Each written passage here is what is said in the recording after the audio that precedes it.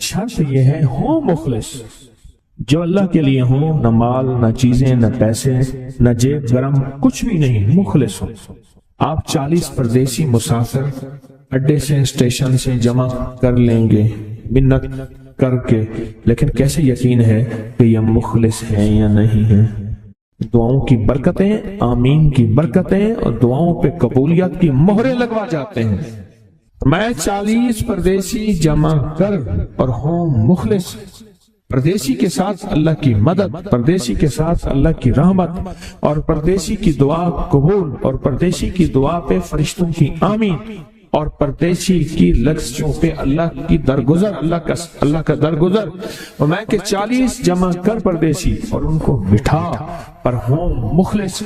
آپ سوچیں، آج ہم بیٹھ کے 40,000 دفعہ سورۃ قل ہو اللہ پڑھیں گے، اپنی مرادوں کے لیے، اپنی منت کے لیے، اپنی مشکلوں کے لیے، بے اولادیوں کی اولاد کے لیے، بے گھروں کے گھر کے لیے، بے دروں کے در کے لیے، بے سہاروں کے سہارے کے لیے، مریضوں کی شفا یابی کے لیے، جن کی جھولیاں ہری نہیں ان کو ہرا بھرا کرنے کے لیے، اور جن کے گھر میں آگ لگی ہے حسد کی، دھوکے کی، فریب کی، نقصان کی، پریشانی کی، بربادی کی، اس آگ کو بجھانے کے لیے، اور جو غربت اور تنگ دستی میں پس گیا اس کو خوشحالی پہ لانے کے لیے، اور جو ولایت کا تاجدار بننا چاہتا ہے کہ اسے اللہ اس کی حبیب کے نور کو ملوانے کے لیے، اور جو چاہتا ہے کہ آنکھیں بند کروں اور جنت نظر آئے، جو چاہتا ہے دل کی دنیا آباد اور شاد ہو، یہ نعمت اس کو دلوانے کے لیے، اور جو یہ چاہتا ہے کہ اللہ کے خزانے سے اتنا ملے کہ در در کا بھکاری، فقیر، منگتا، محتاج نہ بنوں، یہ خزانے اس کو اللہ کے خزانے سے ملے، یہ دلوانے کے لیے یہ 40,000 دفعہ سورۃ اخلاص 11 جمعراتیں پڑھی جائے گی۔ ہر سال ہماری 11 جمعراتیں ہوتی ہیں، اور آپ کو مبارک ہو۔ اور آپ کو علم ہے کہ یہ سورۃ اخلاص کی جو جمعرات ہے، اس میں ہم ابھی 40,000 مرتبہ بیٹھ کے سورۃ اخلاص پڑھیں گے، اور وہ 5-7 منٹ میں پڑھی جاتی ہے۔ اس کی وجہ یہ ہے، بلکہ 40,000 دفعہ نہیں پڑھی جاتی، وہ لاکھوں دفعہ پڑھی جاتی ہے، لاکھوں سے بھی لاکھوں پڑھی۔ اس وقت یہ مجمع، خواتین کا مجمع، پوری دنیا ہمارے اس وقت آن لائن بیٹھی ہے، کہیں صبح دوپہر شام، پوری دنیا ہماری اس اللہ کے فضل سے سن رہی ہے، اور کیا پتا جنات بھی ہوں، اور یہ دنیا کی مخلوق ساری مل کے سورۃ قل ہو اللہ، سورۃ اخلاص پڑھے گی، اور سورۃ اخلاص پڑھتے ہی زندگی میں برکتوں اور خیروں کے فیصلے ہوں گے۔ اور فرمایا جو بندہ دل میں مراد چاہتا ہے، سنیں میں آپ سے پوچھوں گا بھی صحیح، صرف 2-3 افراد سے پوچھوں گا کہ پچھلے سال، ہر سال جو 11 جمعراتیں سورۃ اخلاص کی ہوتی ہیں، اس میں آپ کو کیا ملا، تب پوچھوں گا۔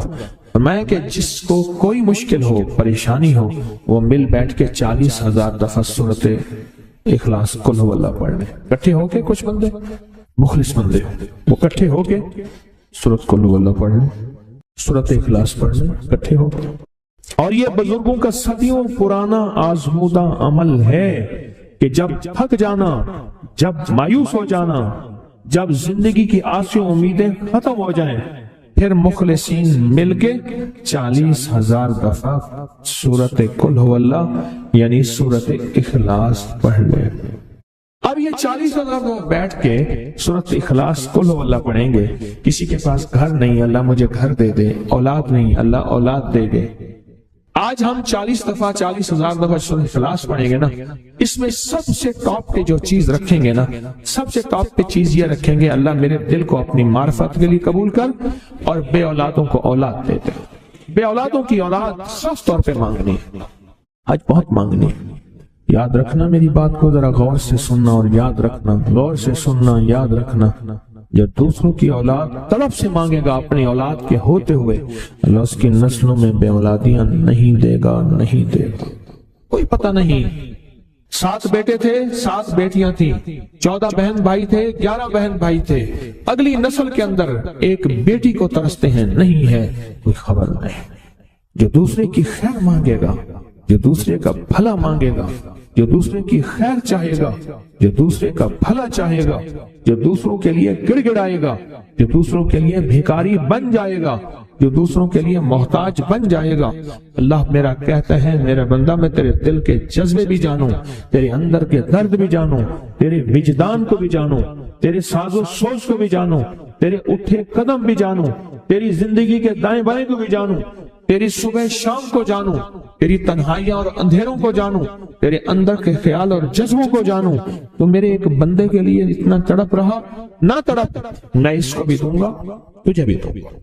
میرے حضور کی بارگاہ میں ایک سائل آیا اور بہت پریشان کہ یا رسول اللہ صلی اللہ علیہ وسلم، غربت تنگدستی فقر، غربت تنگدستی فقر، اور گھر میں حالات مفلسی بدحالی، اور یہ غربت ہماری والی نہیں، وہ پیٹ پہ پتھروں والی غربت۔ خیال کرنا، ہمارا جو آج کا کہتے ہیں نا میں غریب ہوں، اس کے گھر کے اسباب کو اگر فروخت کر دیں، گھر کے اسباب کو، اس غریب کے لیے وہ غریب آیا آقا کی بارگاہ میں، غربت اور تنگ دستی، اور میرے حضور نے فرمایا گھر میں جا، ایک دفعہ سلام کر، ایک دفعہ قل هو اللہ پڑھ، کام ہو گیا۔ ایک دفعہ سلام، ایک دفعہ سورۃ قل هو اللہ، اخلاص، بس۔ انہیں یقین تھا، یقین کی دنیا کو جانتے تھے، یقین کے نظام کو جانتے تھے، آقا کے فرمان بس چل پڑے اور چلتے گئے، اور یقین نے یہاں اور اتنا کر دیا یقین نے کہ میرے حضور نے فرمایا بس حکم ہے، اور رب نے تمنگری کے دروازے کھول دیے، اور لوگوں نے دیکھا کہ وہی بندہ ہے جس کے گھر میں فاقے تھے، آج لوگوں کو بانٹتا پھر رہا ہے اور اس کے پاس ختم نہیں ہو رہا۔ 3 دعائیں ایسی ہیں جن کو پڑھنا اپنی زندگی کا معمول بنائیں، ان کے فوائد، ان کے فضائل، ان کی برکات اور ان کے کمالات زندگی میں بہت زیادہ ضروری ہیں، اور آج کے فتنوں کے دور میں ان کی برکات ہماری زندگی کی، ہمارے دن رات کی اشد ضرورت ہے۔ حدیث میں آتا ہے جو شخص نماز فجر کے بعد 3 مرتبہ سبحان اللہ العظیم و بحمدہ پڑھیں، سبحان اللہ العظیم و بحمدہ، سبحان اللہ العظیم و بحمدہ، سبحان اللہ العظیم و بحمدہ، جو پڑھے گا وہ 3 بیماریوں سے محفوظ رہے گا، اندھا نہیں ہوگا، کوڑ جلدی بیماریاں نہیں ہوں گی، اس کو جلد کی کوئی بیماری نہیں ہوگی، معذور نہیں ہوگا، فالج نہیں ہوگا۔ انسان ساری زندگی ایک دعا کرتا ہے، مولا بستر چارپائی کا محتاج نہ کرنا، کسی بندے کا محتاج نہ کرنا، منجے اور بندے کسی کا محتاج نہ کرنا۔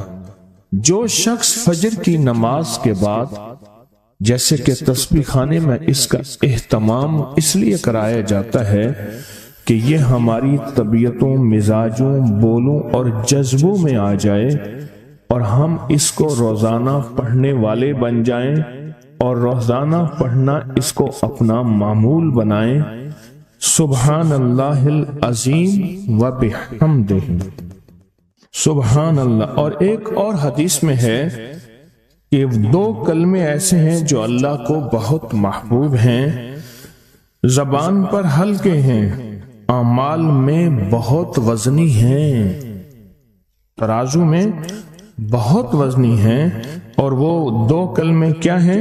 سبحان اللہ العظیم و بحمدہ۔ اور آقا کا فرمان ہے جس نے کہا سبحان اللہ العظیم و بحمدہ، اس کے لیے جنت میں کھجور کا ایک درخت لگ گیا، اور جس کے لیے لگا تو پھر وہاں جائے گا، کھائے گا۔ لگا میرے لیے، کھائے کوئی اور۔ سوچیں، جنت میں کھجور کا درخت لگا ہے تو اللہ پاک پھر اپنی رحمت اور قدرت کاملہ سے اس کو بھیجے گا، اور وہ انشاءاللہ کھجور کھائے گا۔ یہ دعا اس لیے پڑھتے ہیں ایک تو بیماریوں سے حفاظت، اندھے پن سے حفاظت، معذوری سے حفاظت، جلدی بیماریوں سے حفاظت۔ ایک تو اس لیے پڑھتے ہیں، اور ایک اس لیے پڑھتے ہیں کہ اس کے ایک دفعہ پڑھنے سے جنت میں اللہ کھجور کا ایک درخت لگا دیتا ہے۔ اور سنیں، رسول اللہ صلی اللہ تعالی علیہ وسلم نے فرمایا، جو شخص بھی سبحان اللہ العظیم و بحمدہ ایک دن میں 100 مرتبہ پڑھتا ہے تو اللہ اس کے گناہ مٹا دیتے ہیں، چاہے گناہ سمندر کی جھاگ کے برابر کیوں نہ ہو۔ ایک تسبیح جو شخص پڑھتا ہے، رسول اللہ صلی اللہ تعالی علیہ وسلم ایک مرتبہ صحابہ سے فرمایا، آپ نے فرمایا کہ سبحان اللہ العظیم و بحمدہ 100 مرتبہ پڑھو، جس نے ایک مرتبہ پڑھا اس کے لیے 10 نیکیاں لکھی جائیں گی، جس نے 10 مرتبہ پڑھا اس کے لیے 100 نیکیاں لکھی جائیں گی، اور جس نے 100 مرتبہ پڑھا اس کے لیے 1000 نیکیاں لکھی جائیں گی، اور جو زیادہ پڑھے گا اللہ رب العزت اسے زیادہ عطا فرمائیں گے، اور جو اللہ سے بخشش طلب کرے گا تو اللہ ضرور اس کو بخشش عطا فرمائیں گے اور اللہ اس کو بخش دیں گے۔ ایسی طاقتور دعا ہم روزانہ رمضان میں بھی اور رمضان کے بعد بھی۔ تو کون سی دعا پڑھنی ہے آج کے بعد؟ سبحان اللہ العظیم و بحمدہ۔ کیا پڑھنا؟ یہ دعا روزانہ کو اپنے معمولات میں، اپنی تسبیحات میں، اپنے معمولات میں، اپنی عادت اور عبادت میں شامل کر لیں تو انشاءاللہ فائدہ، نفع اور بہت زیادہ۔ ایک اور دعا ہم پڑھتے ہیں، اللہم اجرنا من النار۔ اچھا، اپنی ذات کے لیے اکیلے پڑھیں تو اللہم اجرنی من النار، اگر مجمع کے لیے اکٹھا پڑھیں تو اللہم اجرنا من النار۔ فرمایا حدیث میں ہے کہ جس شخص آپ ایک دفعہ فجر کی نماز سے فارغ ہوں تو کسی سے بات کرنے سے قبل اللہم اجرنا من النار، اے اللہ مجھے آگ سے بچا لے، پڑھ لیں تو فرمایا اگر اس دن اس کو موت آ گئی تو اللہ اس کو آگ سے بچائے گا۔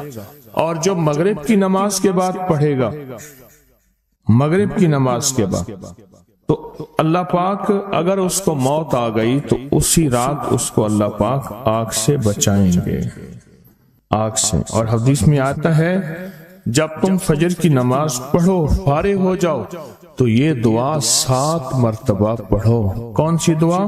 اللہم اجرنا من النار، اللہم اجرنا من النار، اللہم اجرنا من النار، اللہم اجرنا من النار، اللہم اجرنا من النار، اللہم اجرنا من النار، اللہم اجرنا من النار، اللہم اجرنا من النار، اللہم اجرنا۔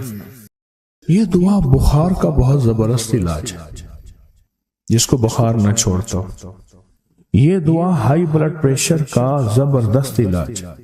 یہ دعا غصے کا علاج ہے۔ یہ دعا جس کے اندر وسوسے بہت زیادہ آتے ہوں، منفی وسوسے بہت زیادہ آتے ہوں، جو نیکی سے ہٹاتے ہوں، اس کا علاج ہے۔ اللہم اجرنا من النار۔ یہ بہت طاقتور علاج ہے۔ جس کا بلڈ پریشر ہائی رہتا ہو، جو بہت زیادہ ہر وقت غصے میں رہتا ہو، جس کا جسم بہت گرم رہتا ہو، جیسے رات ایک صاحب کہنے لگے کہ مجھے گرمی میں سے خوف آتا ہے، سردی میں مجھے راحت ملتی ہے، اس کے لیے بہت فائدہ مند ہے، بیماریوں کے لیے بہت فائدہ مند ہے۔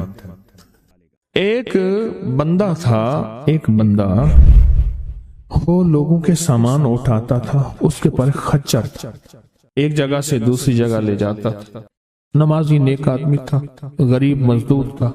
ایک دفعہ ایک لولا لنگڑا بندہ آیا اور کہنے لگا مجھے اپنے خچر میں بٹھا کے فلاں جگہ پہنچا دے۔ اتنے پیسے تجھے دوں گا۔ پیسے بھی معقول تھے۔ اس نے خیر اس کو پکڑا، سہارے سے بٹھایا۔ چلتے چلتے نا دو راہیں آ گئے، دو راہیں۔ ایک راہ وہ تھی جہاں ساری دنیا جاتی تھی، ایک راہ وہ تھی جو سنسان تھی۔ وہ معذور آدمی کہنے لگا اس سنسان راستے کی طرف چل۔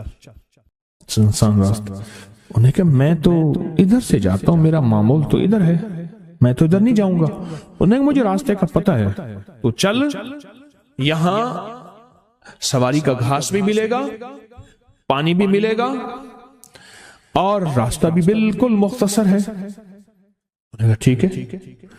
آگے گئے تو وہ ایک وحشتناک جنگل آیا، اور وہ جو بندہ تھا معذور، وہ ایک دم خچر سے اترا، اور وہ ٹھیک ٹھاک تھا، اور اس نے خنجر نکالا اور اس کو قتل کرنا چاہا۔ تو اس نے کہا مجھے قتل نہ کر، تیرا مقصد مال ہے، چیزیں ہیں، مجھے چھوڑ دے۔ انہیں کہ نہیں، میرا اصول ہے، یہ دیکھ لوگوں کی کھوپڑیاں پڑی ہیں، ہاں، انہیں میرا اصول ہے، میں پہلے بندہ مارتا ہوں، پھر اس کا سامان لیتا ہوں، میرا اصول ہے۔ اس نے کہا کہ نہ کر منتے کی۔ اچھا، اس نے کہا مجھے 2 نفل پڑھنے دے۔ ہنس کے کہنے لگا اور بھی بڑے آئے تھے 2 نفل پڑھنے والے، تو بھی پڑھ لے۔ اب یہ 2 نفل کے لیے کھڑا ہوا، اوپر ظالم خنجر لے کے تقاضا کر رہا کہ جلدی کر، میں نے تمہیں قتل کرنا ہے، میرا اصول ہے۔ اسے کچھ سمجھ نہیں آ رہی، تو ایک دم اس کے اندر منہ میں زبان آئی، امن یجیب المضطر اذا دعا۔ ایک دم یہ آیت آئی، کون ہے جو بے چین دلوں کی دعاؤں کو سننے والا ہے؟ کون ہے جو بے چین دلوں کی دعاؤں پہ پہنچنے والا ہے؟ کون ہے جو بے چین دلوں کی دعاؤں کو قبول کرنے والا ہے؟ بس یہ آیت کہی اور نفل بس پڑھ ہی رہا تھا تو وہ تقاضا کیا، اس کا خنجر بڑھنے لگا تو ایک آواز آئی، رک جاؤ۔ آسمانوں سے آواز آئی، رک جاؤ، کڑکدار خوفناک آواز تھی۔ تو یہ جو خچر سوار تھا یہ رک گیا، پھر آگے بڑھنے لگا، پھر دوسری بار آواز آئی، رک جاؤ، پھر بڑھنے لگا۔ ایک گھوڑدار آیا، ایک گھوڑ سوار آیا، اس کے ہاتھ میں ایک غرض تھا، اس نے اٹھا کے اس کو مارا، اس ظالم اور قاتل کو، اور وہ گرا، اور جہاں وہ گرا تو وہاں آگ کے شعلے۔ اور وہ جب جانے لگا یہ کہنے لگا اب کون ہے؟ کہا میں اس آیت کا غلام ہوں، موکل ہوں، موکلات، اس آیت کا غلام ہوں، موکل ہوں۔ جب اس نے پہلی دفعہ یعنی میں فرشتہ ہوں، پہلی دفعہ اس نے تقاضا کیا، میں 7ویں آسمان پہ تھا، میں نے وہیں سے آواز دی رک جا۔ جب دوسری دفعہ اس نے تقاضا کیا، میں پہلے آسمان پہ تھا، میں نے وہیں تقاضا کیا رک جا۔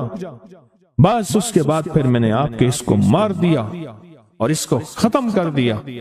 اب بلائیں، اب بتائیں کہ ہم فرشتوں کو اپنی مدد کے لیے کیسے بلائیں؟ تاریخ بھری ہوئی ہے انسانیت کی، تاریخ بھری ہوئی ہے کہ فرشتوں نے انسانوں کی مدد کیسے کی اور ہر پل ہماری کیسے کر رہے ہیں۔ اگر حدیث میں آتا ہے، میرے آقا کا فرمان کا مفہوم ہے، اگر اللہ فرشتوں کو تمہاری حفاظت اور مدد کے لیے نہ بھیجتا تو اتنی بلائیں ہیں، اتنی بلائیں جو زمین پہ اور زمین کے خلاؤں میں اور زمین کے نیچے موجود ہیں، یہ تمہیں ٹکڑے ٹکڑے کر دیں، ریزہ ریزہ کر دیں، تہس نہس کر دیں۔ اتنی تو ہیں، اللہ فرشتوں کی حفاظت اللہ نے لگائی ہوئی ہے۔ اچھا، ڈیوٹی بھی تو پہلے موجود ہے، ایک ہے نا ان کو نئی ڈیوٹیاں دینی، ڈیوٹی تو پہلے موجود ہیں، تو کیوں نہ ان کو ایسا قرب، ایسا تعلق، ایسی ترتیب بنائیں کہ ڈیوٹی پہ تو پہلے سے موجود ہے، وہ ہماری مدد کو آ جائے۔ اللہ نے لگایا ہی ہماری مدد کو ہے فرشتوں۔ اچھا چلو ہماری مدد اور بتاؤ، ایک اور مدد پہ اللہ، ابھی فرشتے فارغ ہونے والے ہیں تھوڑے دنوں کے بعد، اللہ کہے گا روزے دار کے لیے سارے فارغ ہو جاؤ۔ اب بتاؤ، میرے روزے دار کے لیے فرشتوں سارے فارغ ہو جاؤ۔ کیوں؟ قیامت کی صبح سے لے کر جب تک کائنات بنی ہے قیامت تک فرشتہ کوئی رکوع میں ہے تو رکوع میں ہے، سجدے میں ہے کوئی تو سجدے میں ہے، قیام میں ہے تو کوئی قیام میں ہے، تسبیح میں ہے تو تسبیح میں ہے، کلمے میں ہے تو کلمے میں ہے، فرشتے لگے ہوئے ہیں۔ اللہ سارے فرشتوں کو فارغ کر کے کہتا ہے فرشتے فارغ ہو جاؤ، یا اللہ کیا کریں، میرے روزے دار کی دعاؤں پہ آمین کہو۔ فرشتوں کو اللہ نے فارغ کر دیا، خدمت میں تو ویسے لگے ہوئے ہیں، خدمت میں۔ آج ایک کال پہ مضمون کھلا ہے مجھ پہ، آج کی کال آئی ہے، پتہ نہیں کسی ملک سے آئی ہے، اور انہوں نے کہا کہ آپ کے درس میں نے سنا تھا، اور جب بھی مشکل ہوتی ہے فرشتوں کو پڑھ کے ہدیہ کر تو میرے کام ہو جاتے ہیں۔ وہاں سے میرا پھر ڈیٹا آنا شروع ہو گیا، ایک کال کی وجہ سے آج کال آئی ہے، ایک کال آئی ہے۔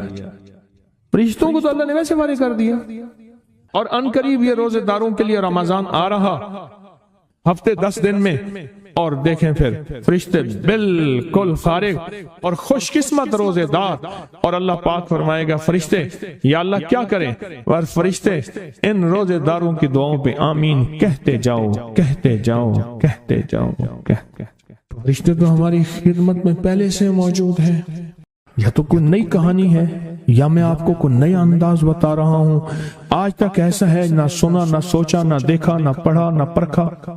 تو وہی چیزیں ہیں جو ساری زندگی سنتے رہے، کوئی نئی چیزیں تو نہیں میں بتا رہا۔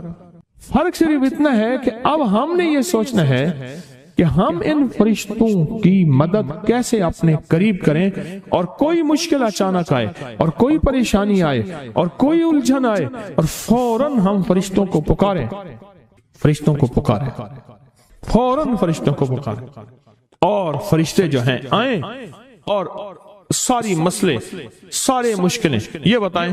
فرشتوں سے طاقتور جادو ہو سکتا ہے، جنات، نظر بد، کوئی مشکل، بے روزگاری، رشتوں کی بندش، صحت، زندگی، مسائل، مشکلات، الجھنیں، ناکامیاں، بند راستے، بند گلیاں، زندگی کی بندش،